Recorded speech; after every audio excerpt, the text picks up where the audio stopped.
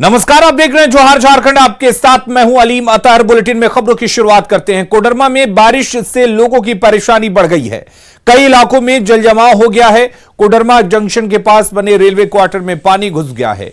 इलाके में घुटने तक पानी जमा हो गया है। लोगों का आरोप है कि हर साल बारिश में इसी तरह के हालात बने रहते हैं, लेकिन रेलवे के द्वारा अब तक कोई कार्रवाई नहीं की गई है। जायजा लिया संवाददाता रितेश लोहानी ने।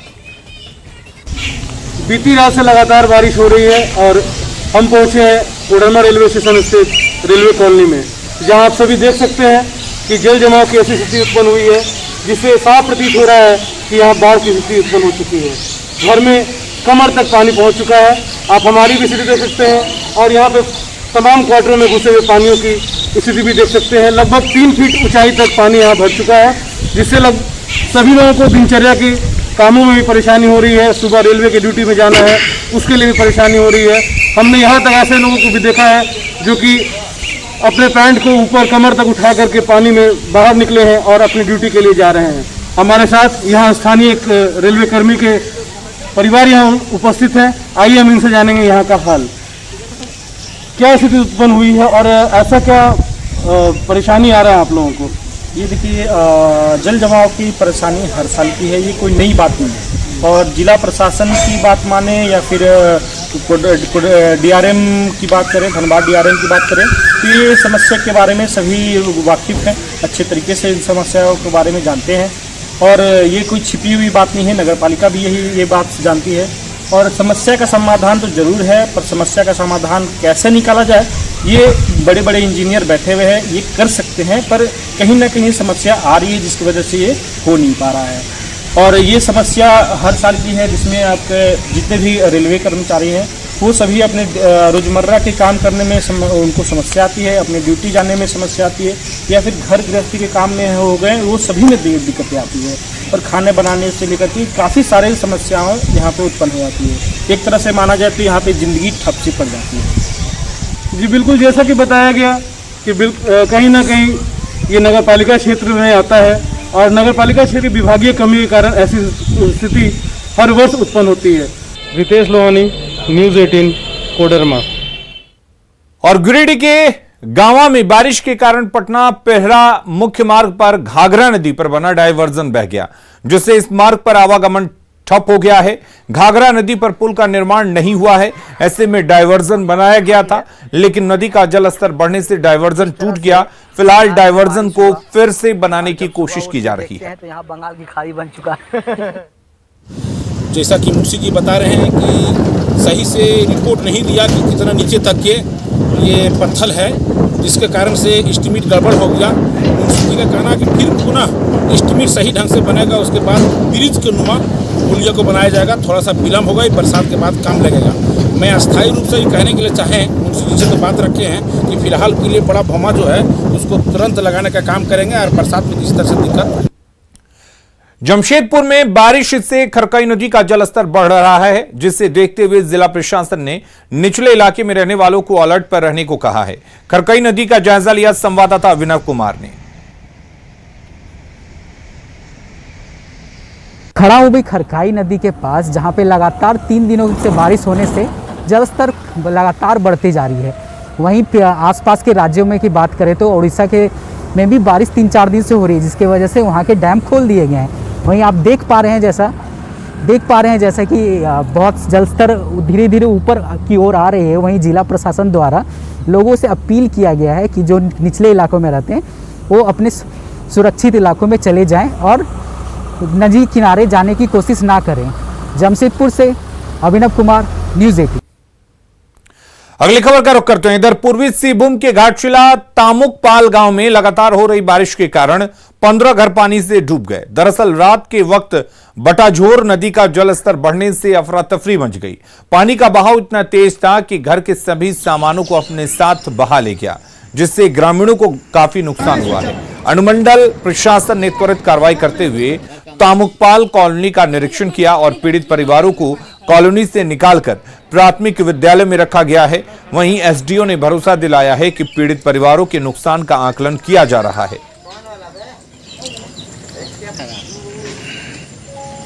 बोलिए। सर हम लोग तो मट्टी के घर है, सब मट्टी भी धोकर के चला गया, नदी में लकड़ी को सामान में सब धो के चला गया। हम लोग कोई सुविधा नहीं रहा सर।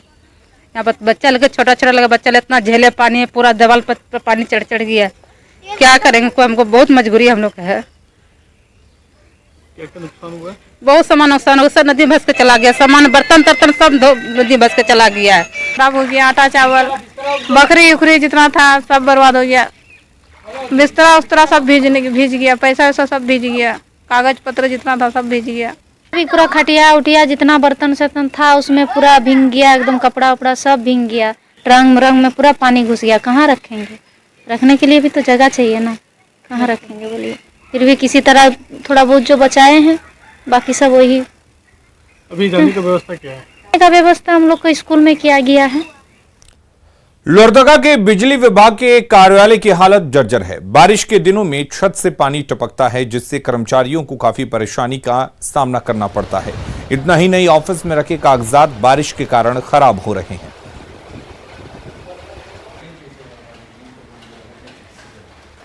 बिल्डिंग जो है काफ़ी पुरानी है, चूँकि जब से लोहरदगा डिवीज़न बना है, डिवीज़न के नाम पर कोई कार्यालय नहीं बना है। शुरू में ये जो कार्यालय के रूप में उपयोग किया जाता है, ये स्टोर का काम करता था और ये 88 से पहले की बिल्डिंग है और 88 से कार्यालय इसी पे चल रहा है। बीच में मेंटेनेंस का अभाव रहा, जिसके कारण कि बारिश में ये चूने लगा।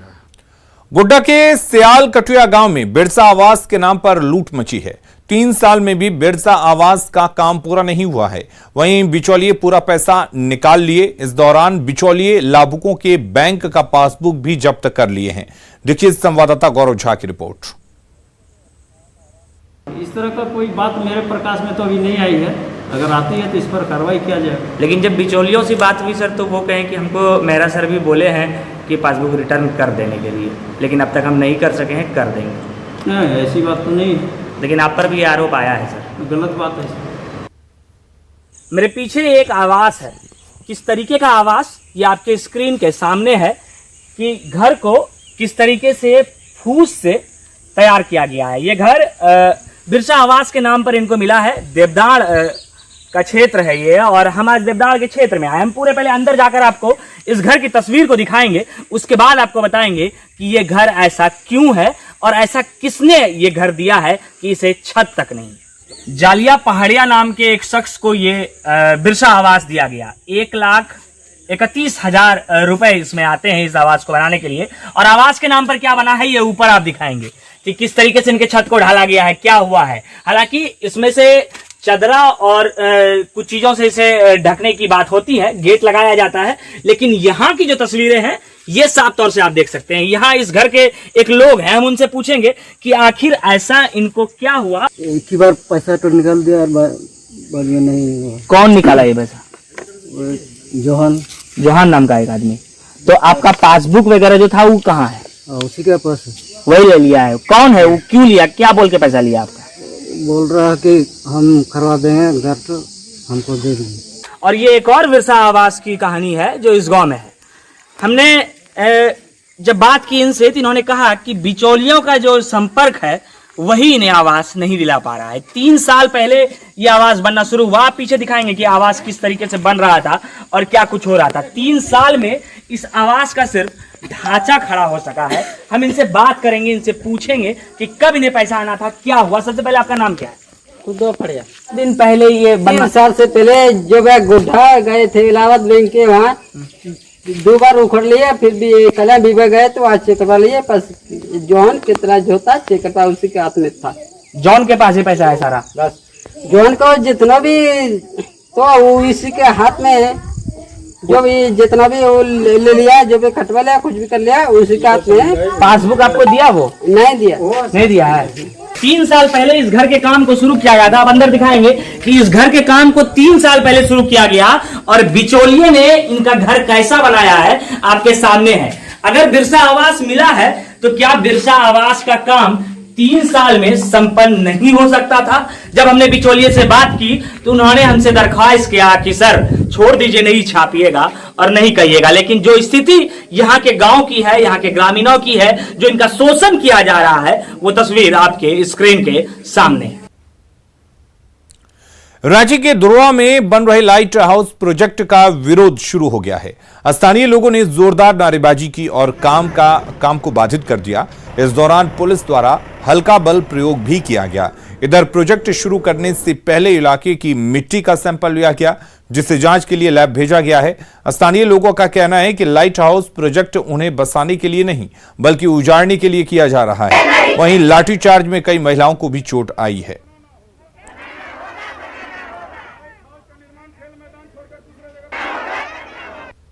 कोई हंगामा नहीं हुआ है, यहाँ पे शांति से काम शुरू है। सारे साइट इंजीनियर्स यहाँ काम कर रहे हैं और लेबर के जो क्वार्टर्स है वो यहाँ बनाए जा रहे हैं। 18 जगह पे सॉइल टेस्टिंग लेना था, आज तीसरे दिन में 18 जगह पे सॉइल टेस्टिंग कम्प्लीटली हो चुका है। 1 साल का इसका टारगेट है, जिसमें 1008 फ्लैट बनने। पॉम्पलेट पूर्व में भी आपको दिया गया है, शायद उसमें भी हमने यही लिखा है 1008 घर इसमें बनने हैं 1 साल के अंदर। हम लोग के लिए नहीं बन रहा है, ये सरकार अपने अथी कर लेगा, हथिया लेगा। विदेश आदमी के लिए बन रहा है।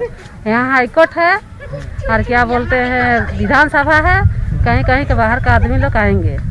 हाँ, वो खाली पॉलिटिक्स बाज है कि बस्ती वाला के लिए बन रहा है। हम लोग बोल रहे थे कि लाइट हाउस नहीं बनाना है कह के, हम लोग वहाँ पर गए थे, नारा लगा रहे थे तो वो लोग आए आ रहे थे, डांटा चलाने लगे पुलिस लोग और हम मेरे ऊपर चढ़ गए। हाँ, गिरा दिया, मेरे पैर में मार दे। ऊपर से हम खुद अपने लंगड़ा के चलने भी नहीं सकते, तब भी रांची पुलिस की अपील के बाद रांची के डेली मार्केट, सब्जी मंडी सहित आसपास के इलाकों में सीसीटीवी इंस्टॉल किया गया है। ये सीसीटीवी दुकानदारों ने आपसी सहयोग से लगाया है। वहीं इमामबाड़ा में इसका कंट्रोल रूम बनाया गया है। डेली मार्केट के सीसीटीवी कंट्रोल रूम का जायजा लिया न्यूज 18 संवाददाता ओम प्रकाश ने। राजधानी के कई इलाके आज भी ऐसे हैं जहां पर तीसरी नजर यानी कि कहा जाए तो सीसीटीवी की कैमरे के जद से वो दूर हैं, जिसे देखते हुए रांची पुलिस प्रशासन के द्वारा लोगों से अपील की गई और कई व्यवसायी जो हैं अब इसमें आगे बढ़ रहे हैं। और इसी की बानगी रांची के डेली मार्केट थाना क्षेत्र में देखने को मिल रही है, जहां पर डेली मार्केट जो सब्जी मंडी है और साथ में जो तमाम इलाके हैं उन पर नजर रखने को लेकर सीसीटीवी लगाए गए हैं और उसकी मॉनिटरिंग भी प्रॉपर की जा रही है, ताकि अगर कोई भी घटना हो तो उसकी जानकारी पुलिस को समय पर लग सके। वहीं कोई अपराधी अगर यहाँ पर अपराध कर फरार होने की जुगत में लगा है तो उसे भी पकड़ा जा सके, तो इसे लेकर यहाँ पर व्यवस्था की गई है। 24 कैमरे जो हैं वो लगाए गए हैं। आखिर किस तरह से व्यवसायी इसके लिए तैयार हुए, कहीं ना कहीं पुलिस की अपील जो है वो काम आई। सर, कितना फायदा मिलेगा इस कैमरे से, सीसीटीवी कैमरे से? देखिए, सीसीटीवी कैमरा की महत्ता आज के समय में बहुत ज़्यादा बढ़ गई है। हर जगह पुलिस नहीं उपस्थित रह सकती है, तो ये माना जा सकता है कि सीसीटीवी कैमरा एक तरह से हमारी कमी को अंशतः पूरा करता है। सीनियर एसपी साहब और सिटी एसपी साहब के कहने के अनुसार हम लोगों ने डेली मार्केट दुकानदार समिति से संपर्क किया और उनको इस बात के लिए हम लोगों ने प्रेरित किया कि सीसीटीवी लगाया जाए। बहरहाल कहा जाए तो साफ तौर से दुकानदारों ने अपनी जागरूकता दिखाई है और सीसीटीवी की महत्ता को समझा है। ज़रूरत है ऐसी ही जो कदम है वो अन्य जगहों पर भी देखें और लोग जो हैं, जो व्यवसायी हैं, वो इसे लेकर आगे आएँ। तभी अगर कहीं ना कहीं क्राइम पर अंकुश लगाना है तो सीसीटीवी बहुत अहम है। एक तो अपराधियों की शिनाख्त होती है, वहीं लोग भी सुरक्षित रहते हैं और किसी भी तरह की अपराधी जो प्रवृत्ति के लोग हैं उन पर आसानी से नजर रखी जा सकती है। कैमरामैन संत के साथ ओम प्रकाश, न्यूज 18 रांची। गिरिडीह के औद्योगिक क्षेत्र के लोगों का हाल बेहाल है। दरअसल यहां के कल कारखानों से निकलता धुआं वायु को प्रदूषित कर रहा है। वायु प्रदूषण से लोगों को कई बीमारियों का सामना करना पड़ रहा है। इससे निकलते धुआं से आसपास के लोग प्रभावित हो रहे हैं। कारखानों से निकलने वाले धूल कण से जमीन भी बंजर हो रही है। स्थानीय ग्रामीण और समाज सेवियों ने कल कारखानों के मालिकों पर पर्यावरण संबंधित मानकों का उल्लंघन करने का आरोप लगाया है। उद्योगपतियों ने आज इस्कॉन प्लांट का मालिक लोग रोजगार नहीं, ये सबको कफन दे रहा है, बोलता है कि रोजगार दे रहा है, रोजगार नहीं है। 3 मौजा का आदमी को गरीब जनता लोग के लिए कफन दिया जा रहा है और लोग बोलते हैं कि रोजगार क्या होगा। यहाँ अतिवीर बालमुकुंद, अस्मान जयरान और वेंकटेश्वर, ये तीनों के द्वारा यहाँ इतना प्रदूषण फैलाया जा रहा है। तो आवेदन पर विधानसभा से एक समिति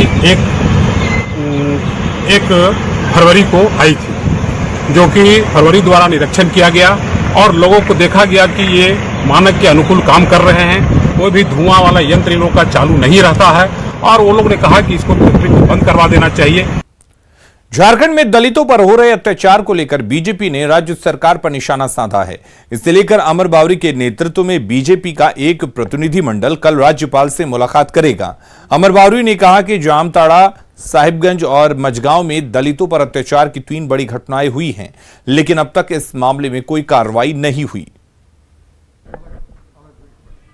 एक तो अपने जामताड़ा के चीरुडी की घटना, जिसमें महादलित तुरी परिवार 3 महीने से अपने घर से वंचित है, अपने परिवार से छोटे छोटे बच्चों को लेकर के रन बसेरा में रह रहे।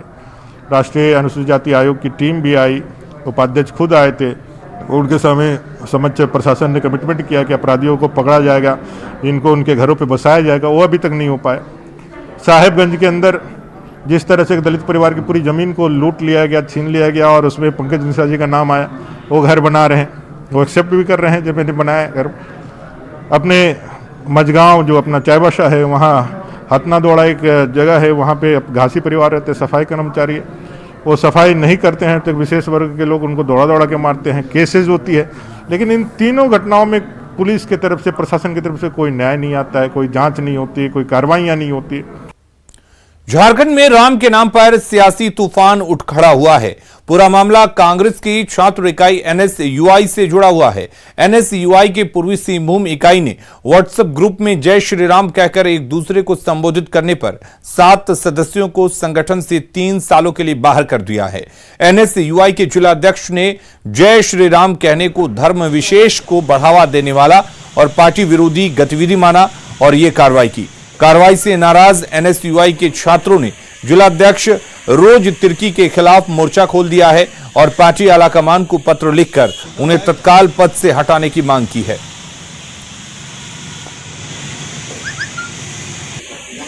हम लोग सभी एनएसयूआई छात्र संगठन जमशेदपुर के कार्यकर्ता हैं। हमारा एक ग्रुप है व्हाट्सएप पर, जिस पर हमारे कुछ बच्चों ने उन्होंने लिखा जय श्री राम। इसके लिए हमारी जिला अध्यक्ष रोज तिर्की उन सभी को पार्टी से बर्खास्त कर दिया। उनका कहना है कि अगर ग्रुप में रहना है तो तुम जय श्री राम नहीं लिख सकते। मैं इस बात का विरोध करता हूं और हमारी यह मांग है कि वह इस्तीफा दें अपने पद से, ताकि पार्टी की गरिमा बरकरार रहे और हमारा मान सम्मान भी बरकरार रहे। और अब देखते हैं झारखंड 2020।